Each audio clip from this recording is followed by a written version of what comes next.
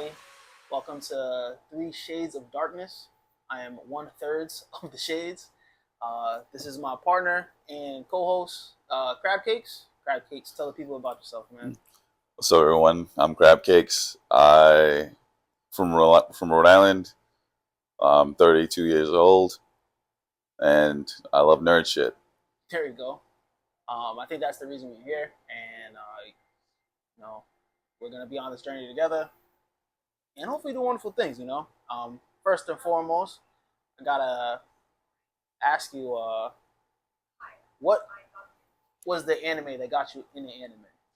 Oh, the anime that got me into anime, I think for most people living in America, probably Dragon Ball. Tsunami definitely got me in, and then what solidified me was the animes that I watched on Adult Swim. Adult Swim, like what type of animes on Adult Swim? Yu Yu Hakusho, Rurouni Kenshin. Actually, Rurouni Kenshin started in Toonami, then later went on Adult Swim. But yeah, it was definitely Yu Yu Hakusho and Inuyasha. Mm. Those two on there really got sucked me in. Did you watch the new Rurouni Kenshin? Yes, the live action movies. Yeah, I did. I actually thought they were good. They were really good. They were really good. I watched one of them. He was going crazy. Yeah. So I guess like my other question would have to be, what out of all those animes, what's the one that stuck with you and became like, your favorite? Oh man, Yu Yu Hakusho by far is my favorite. I mean, I am a huge Dragon Ball fan, but nothing's touching Yu Yu Hakusho. That's why I got the shirt. I represent. So I guess to elaborate, can you like elaborate on it? What about Yu Yu Hakusho was it that made you like, all right, I'm gonna gravitate towards that one? I feel like Yu Yu Hakusho was just the color scheme was really good. It was definitely like a tribute to the '90s for sure, and the storytelling was incredible. Even the part with the villains were different. When the part where where Nihei and Yusuke and Kurama and all of them fought against Sansunin, and he had 7 split personalities. I was like, yo, this shit's crazy. I had never seen anything like that in any anime in my entire life, and I was like, this is the shit. This thing is crazy. Yeah. No. Well, the thing about Yu Yu Hakusho, that was like the one show where like almost every character mattered and like kind of gave it like some contribution, as opposed to like Dragon Ball. Right. Dragon Ball, like people like go into the background and no one really cares about them anymore. But Yu Yu Hakusho, like literally, even like the Dark World tournament, every single person had a fight, and everything had stakes and everything mattered. They all brought something to the table, which is great. Yeah, for sure. So let's say that was what, maybe like early 2000s, late 90s. Late 90s. Right. So yeah. So from then to now, how'd you get from the anime fan you were when you were a child to continue being an anime? Because there's a lot of people who were like, oh hey, I watched Dragon Ball when I was a kid and I didn't like it, stopped watching it. But there's also that group of people that were like anime, like I'll say anime fans, like in the closet, and they kind of kept it away from everybody. Right. But more so recently, within like the last few years, anime has become like super popular. Right. They have anime cons. There's people doing cosplay. Like you're kind of not cool now if you don't like anime. Yeah. Right. Which is weird. Right. Yeah. From the time we were growing up to now. So like, take me through that journey. Like, how did you go from and stick with being an anime fan for all those years? I think just being someone who's always been true to himself. But I feel like you said, back then when we were kids, I feel like being an anime fan was on a need-to-know basis. If you knew the other person watching anime, those are the people you would talk to about it. Mm-hmm. But people that usually were generally into just football and, basketball, they didn't really mess with anime, so I would never talk to them about it. That's fair. But as I got older, I started watching like the anime channel, and that was on Fios, and G4 TV, which had which was more of video games, but anime and video games go together. You just can't have one without the other. True. They're very, very connected. I think that's why, like for instance, like Dragon Ball Z definitely took fighting games to another level. I feel like when Budokai came out, fighting games just at that time were just so popular. Oh, for sure. It's crazy you talked about G4.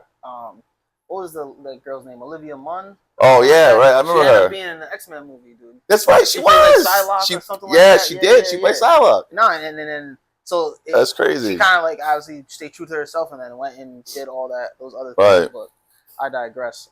But no, that's actually pretty dope. You know, like for myself, like growing up, obviously everyone's like, hey, you know, like oh, you like Dragon Ball, and you kind of got shunned.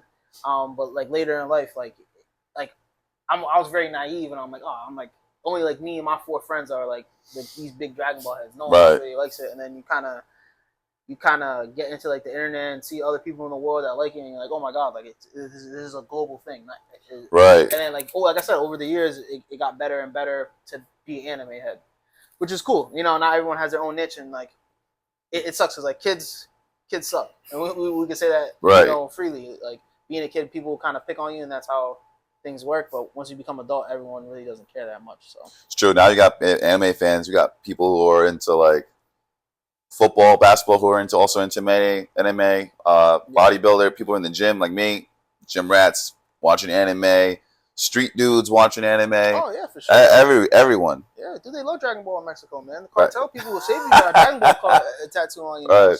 They used to reference Goku all the time in hip hop back in the day. Oh, Big L said I got more juice than Goku. Yeah. Right. So the other thing I want to ask is so you and me, you know, we've known each other for the better part of 10 years. I think one thing that we're accustomed to doing is, you know, when the summer comes around and there's all these movies coming out, you know, going to the movies as a group, sitting there talking about them and kind of breaking them down. So with that being said, like, what are your other interests as far as like when it comes to movies, different genres of movies, like because what we're trying to do here is not just be a completely anime heavy channel. You know, I have different topics that I like. You have different topics that you like. Our other host will have his own different topics. But there's that group that we all mention, and I think it comes with those summer movies that come out. So, can you elaborate and speak on that a little bit? As far as how we, us watching movies together and stuff. Yeah, we've been doing that for years. I mean, since I first met you, what kind of brought us really close was that our similar interest into like anime, like Dragon Ball. And at that time, I remember I was trying to get our mutual friend to watch other anime, and I remember you two trying to expand. I know your other friend was trying to get you to expand on the anime. Yeah, sure. I think when the streaming service came out, Funimation, before they shut down, that's what like really kind of like expand the horizon and let me watch a bunch of different things. And then as far as genres and stuff, I love horror and action.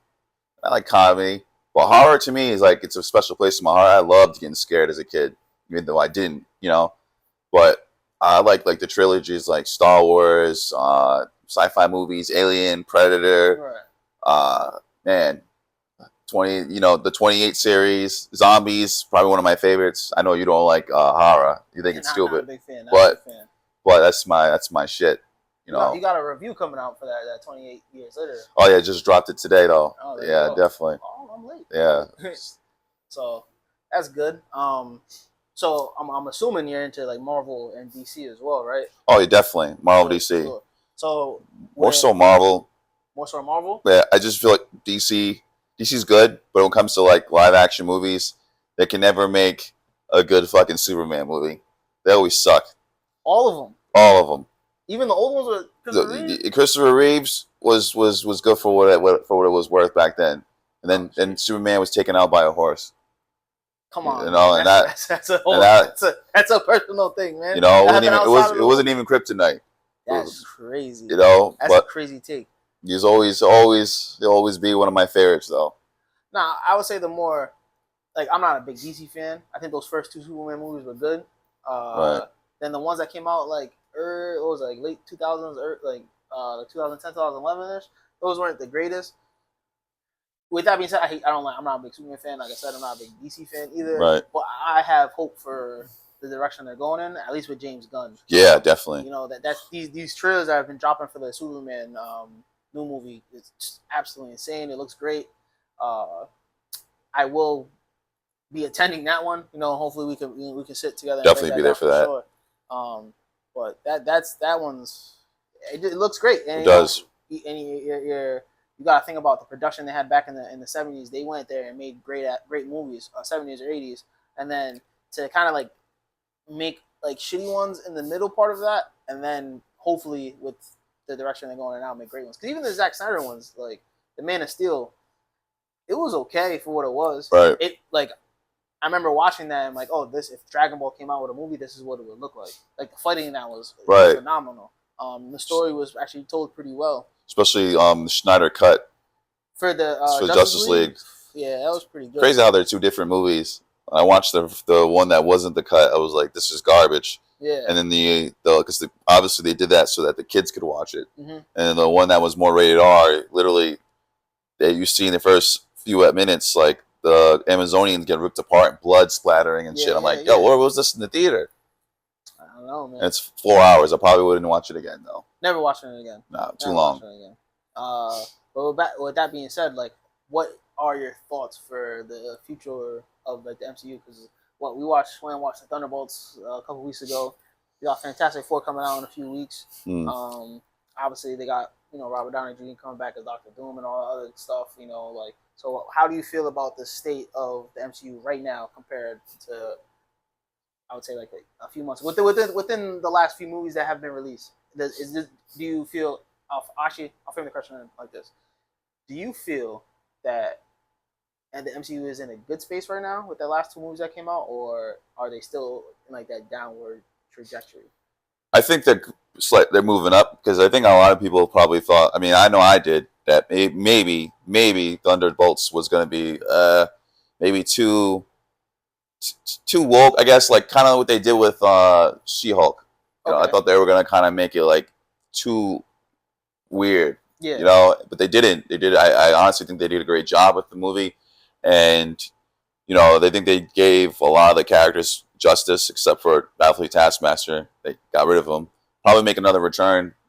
Maybe as the actual Taskmaster. Yeah. Right. But I think the trajectory right now is doing pretty well. At this new movie that we just saw, we saw together, Thunderbolts. I think that they have a saving grace, but I also think that Marvel is going to have a lot of competition now that James Gunn is doing Superman. They might have, my prediction is they might have James Gunn do the entire DC stuff. Yeah.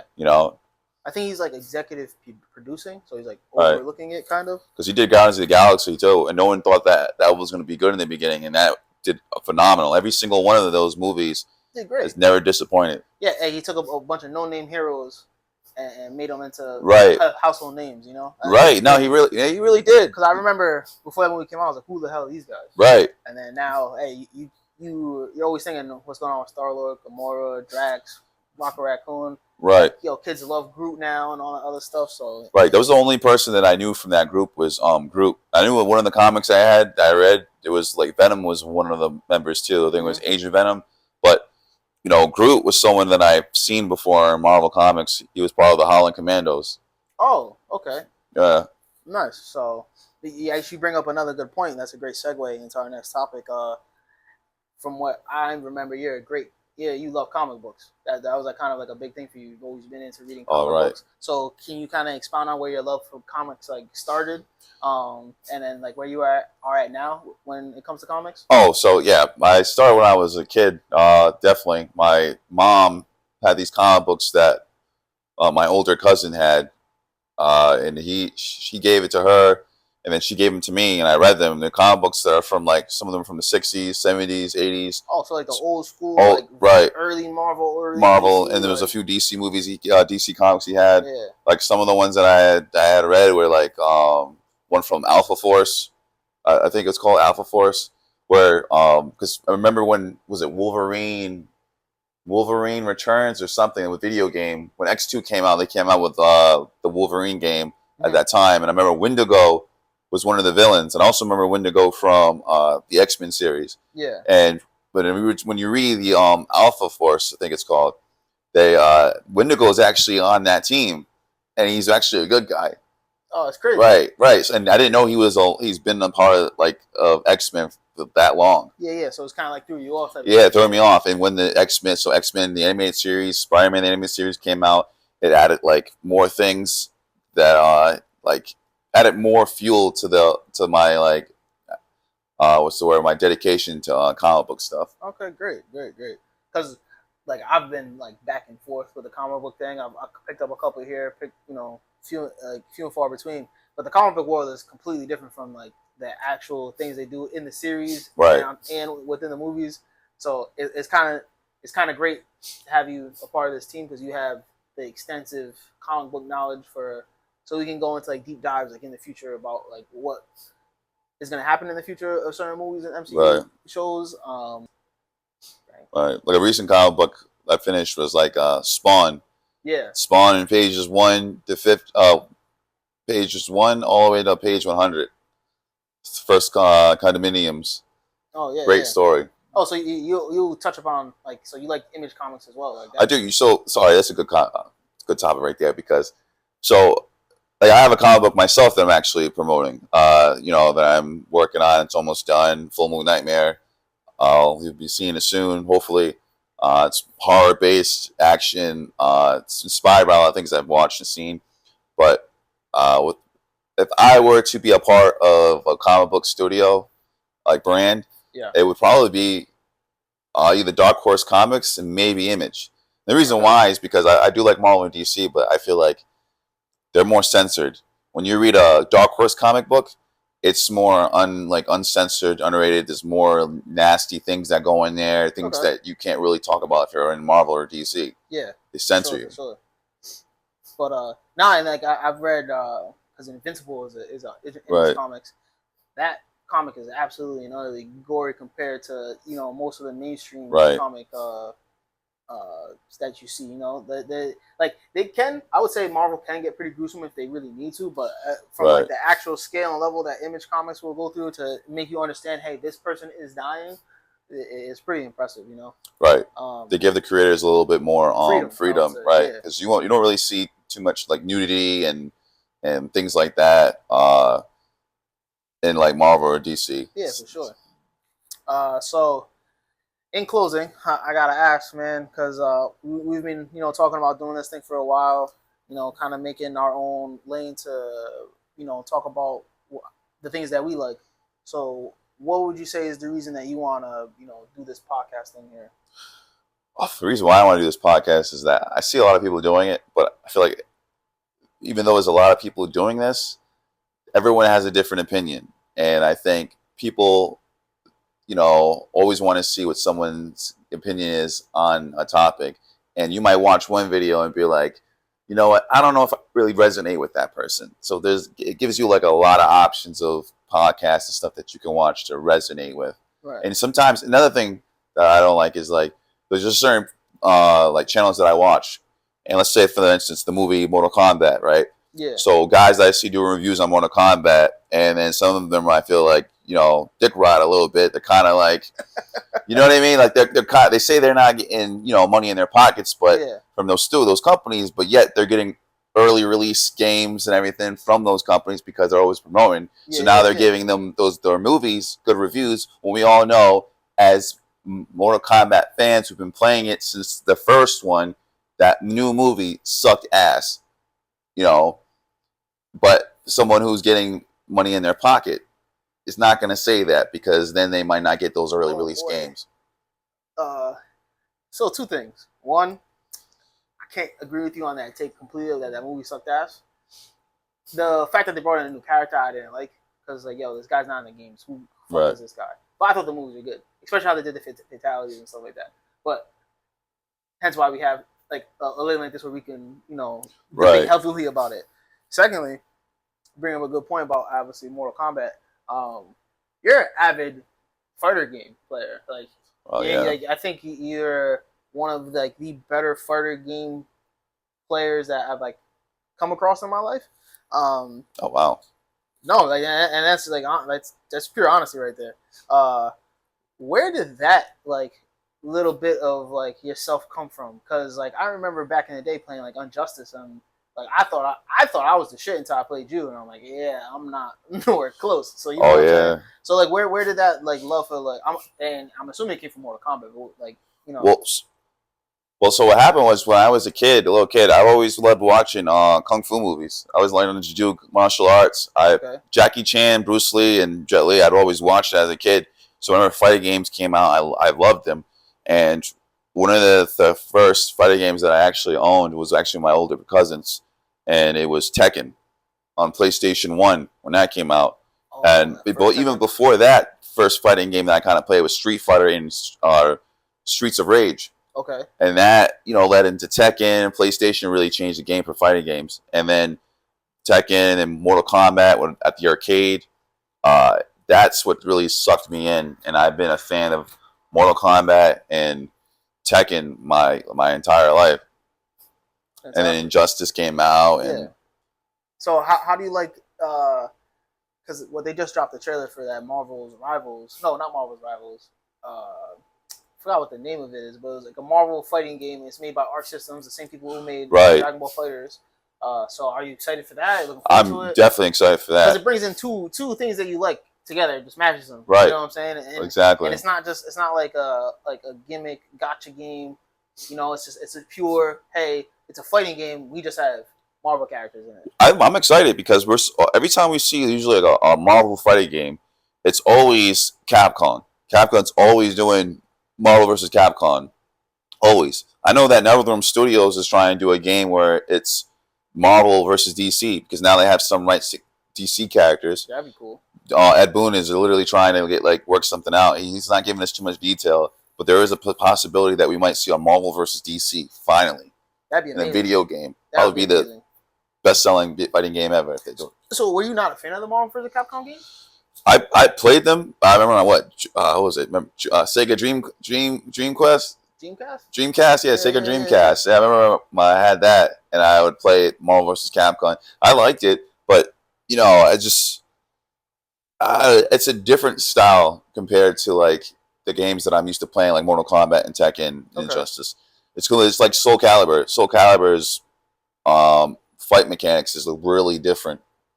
Oh, it's not like, because you can play a Mortal Kombat and then go and play Fighter Z, and then go play like any Arc System game or Tekken.